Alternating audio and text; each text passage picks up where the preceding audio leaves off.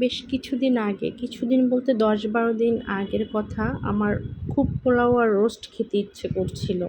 তো আমার হাসব্যান্ডকে বললাম পোলাও আর রোস্ট খেতে ইচ্ছে করতেছে। তো এটা বলে আমি নিজেই ভুলে গিয়েছি। তো কালকে আমার হাসব্যান্ড মানে বাজার থেকে রোস্টের জন্য মুরগি নিয়ে আসলো।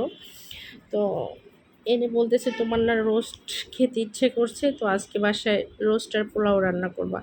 আমি বলতেছিলাম, সেই কবেই তো বললাম তোমাকে, তোমার এখনো মনে আছে? আমি তো ভুলেই গেছি।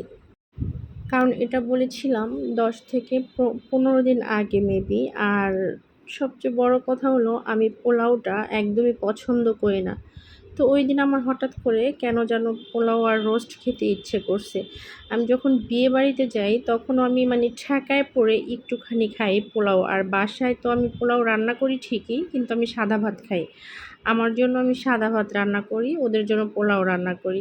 বাসায় যখন বিরিয়ানি রান্না করি তখনও আমার জন্য আমি সাদা ভাত করি, কারণ বিরিয়ানিটাও আমি খাই না, একটুখানি খাই। বাকিটা হলো কি বলে মানে আগের ভাত থাকে, না হলে আমার জন্য ভাত রান্না করি। আমার পোলাও বিরিয়ানি এগুলো মানে কম পছন্দ, এগুলো একটু কম পছন্দ করি আমি।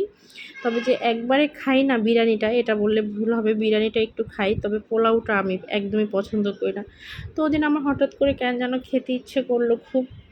তো ওটা আমার হাজব্যান্ডের মাথায় ছিল। তো উনি কালকে বাজার করে নিয়ে আসলো। পরে এই তো রান্না করতেছিলাম। তো ভাবলাম একটু ভিডিও বানাই, যেহেতু টুকিটাকি ভ্লগ ভিডিও করি, এটারও একটু ভিডিও নিলাম আর কি। এই যে এটার ভিতরে রোস্ট রান্না করতেছিলাম, আর এটার ভিতরে গরুর মাংস রান্না করতেছিলাম। এটার মধ্যে হলো পোলাও, আর এটা হলো আমার রান্নার ফাইনাল লুক।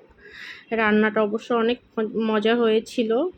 আর আমার বড় মেয়ের অনেক বেশি পছন্দ রোস্ট আর পোলাও। ওকে যদি প্রতিদিন রান্না করে দেই সে অনেক বেশি খুশি। আর আমার হাজব্যান্ড মুরগির মাংস খায় না, সে একদমই খায় না, টোটালি মুরগির মাংস।